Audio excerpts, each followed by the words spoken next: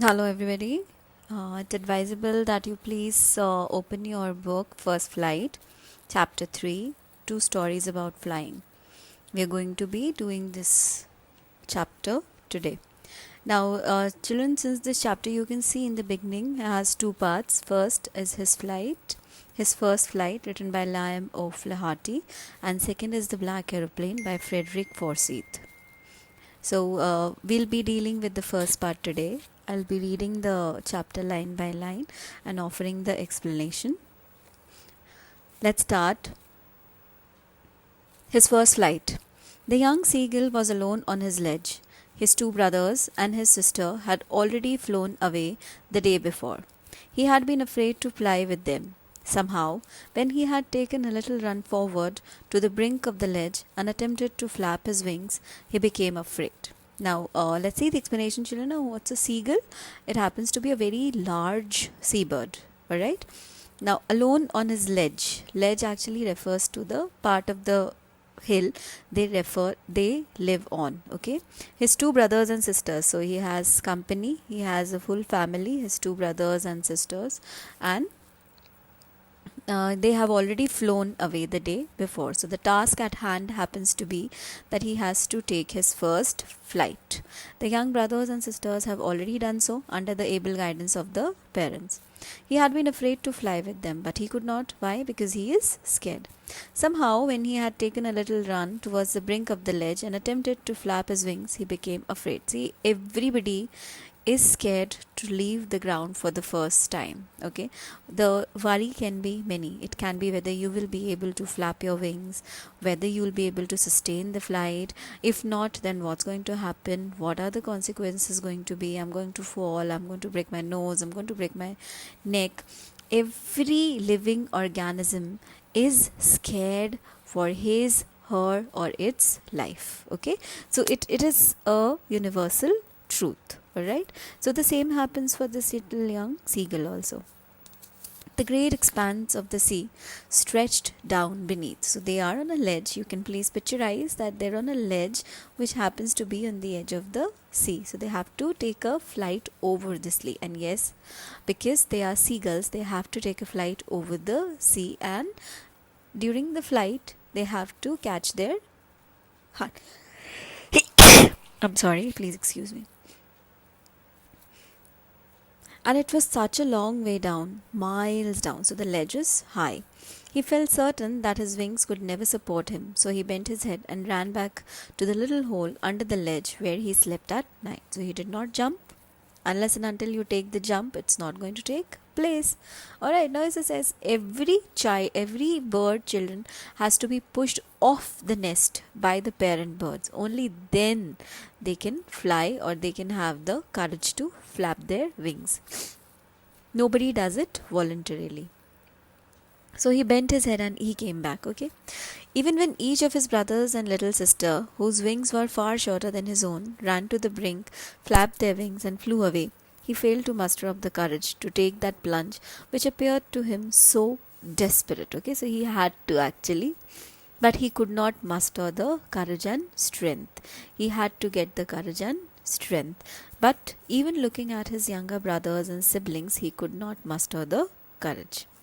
His father and mother had come around, calling to him shrilly, upbraiding him, threatening to let him starve on his ledge unless he flew away. But for the life of him, he could not move. Okay, so for the life of him means he was so scared. He was so timid and so scared to take that final leap that even his parents' threatening calls, okay, upbraiding means scoldings, okay, could not could not help him in taking the leap. That was 24 hours ago. Since then, nobody had come near him. The day before, all day long, he had watched his parents flying about his brothers and sister, perfecting them in the art of flight, teaching them how to skim the waves and how to dive for fish. So I told you there's a double task at hand they have to complete. And what is the task at hand?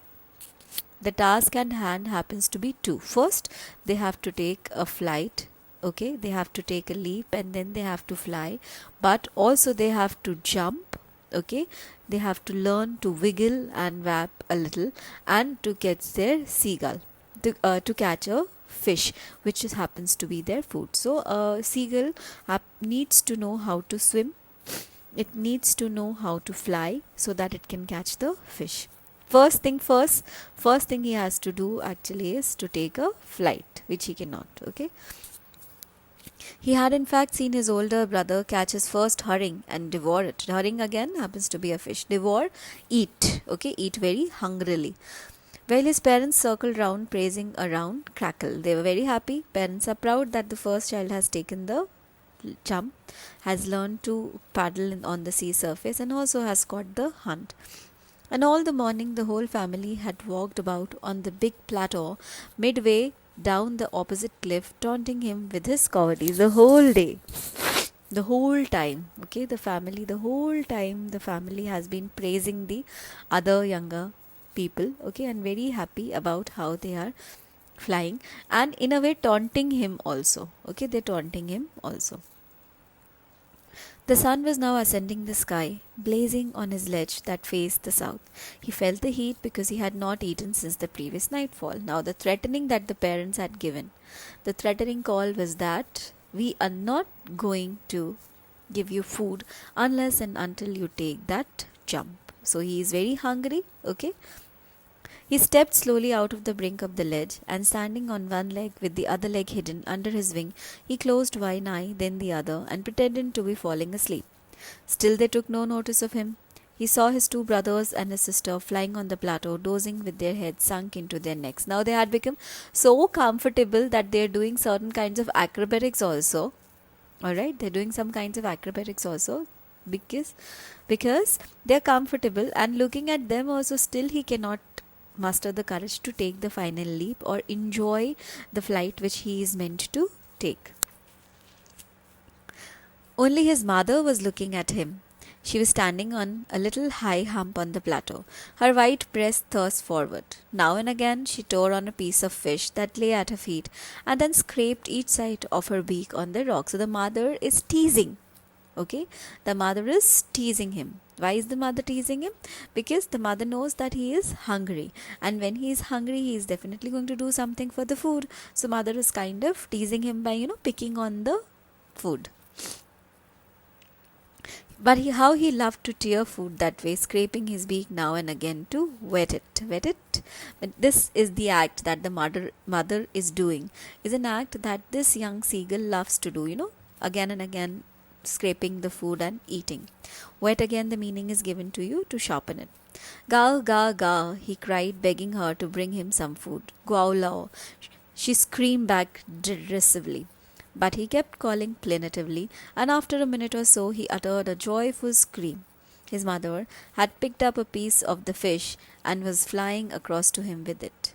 He leaned out, eagerly tapping the rock with his feet, trying to get nearer to her as she flew across. So the mother has taken a beat.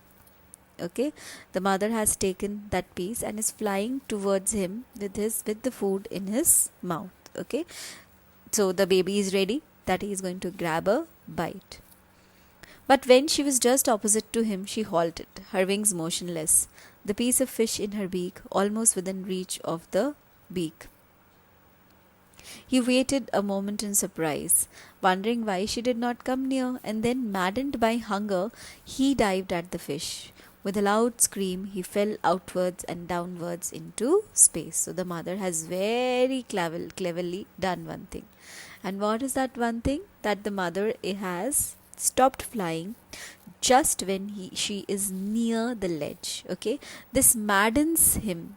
Okay, this actually maddens him, and he has to take the final leap without even realizing that after the place at the place where the mother is, there is no ground beneath the feet. So the seagull has accidentally fallen down towards the sea. Then a monstrous terror seized him, and his heart stood still. This is the description of the first flight, children. You can please underline it also. It's an important question. A monstrous terror seized him, and his heart stood still. He could hear nothing, but it only lasted a minute.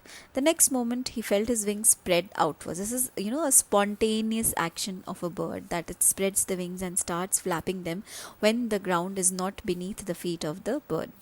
Okay, then a monstrous terror seized him and his heart stood still. He could hear nothing, but it only lasted a minute. The next moment he felt his wings spread outwards. The winds rushed against his breast feathers. Then, under his stomach and against his wings, he could feel the tips of the wings cutting through the air. He was not falling headlong now. He was soaring gradually downwards and outwards. So it's not falling. The wings have started flapping. So what has happened? The bird has now started flying. He's not scared anymore. Okay. He was soaring gradually downwards and outwards. No longer afraid. He just felt a bit dizzy. Then he flapped his wings once and he soared upwards. Ga ga ga ga ga gallow. His mother swooped past him, her wings making a loud noise. He answered her with another scream. Now the way they talk, onomatopic noises you can hear, ga ga gla and all. He saw his two brothers and his sister flying around him, curvetting and banking and soaring and diving. Okay, these are all actions. The family is very happy that the only one member who is not flying with them is now in action. Okay, curvetting, okay, leaping, then banking, flying with one wing again, doing some acrobatics here and there, soaring and diving. Again going up, again going down. Okay, these kind of acrobatics they are doing. Then he completely forgot that he had not always been able to fly, and commended himself to dive and soar and curve, shrieking shrilly. He was near the sea now, flying straight over it, facing straight out over the ocean. He was a vast green sea beneath him, with little ridges moving over it, and he turned his beak sideways and cawed amusedly. So he's happy, okay? He was near the sea. Now the second action that they have to complete, what is that, children? That they have to learn to paddle a little on the surface. Alright?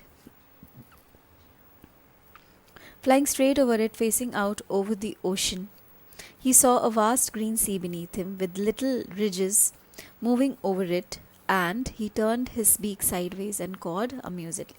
His parents and his brother and sister had landed on his green flooring ahead of him. They were beckoning to him, calling shrilly. Now the family is already on the surface of the sea, and they are beckoning or calling him that you also join us. He dropped his legs to stand on the green sea. His legs sank into it. He screamed with fright and attempted to rise again, flapping his wings. Obviously, this is not ground, and when it is not ground, it is definitely not going to hold your feet. So as soon as he landed his feet started sinking down. He dropped his legs to stand on the green sea. His legs sank. He screamed, but he was tired and weak with hunger, and he could not rise, exhausted by the strange exercise. His feet sank into the green sea, and then his belly touched it, and he sank no farther. He was floating on it, and around him his family was screaming, praising him, and their beaks were offering him scrapes of dogfish. He had made his first flight. So this is how the seagull makes the first flight. Not ready to take both, but eventually takes both. Okay. First, not ready to get off land, always wants to have some land beneath his feet, but has to leave the land because he's very hungry, and the mother lures him into jumping.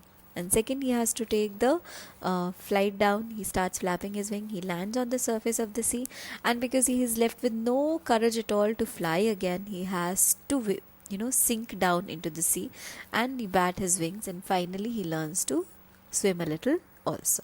Right? This is the first part of the chapter, children. We'll conclude the class today with the first part, and then question answers will follow. In the second class, in the second lecture, I'll deal with the second part of the lesson. Okay, goodbye.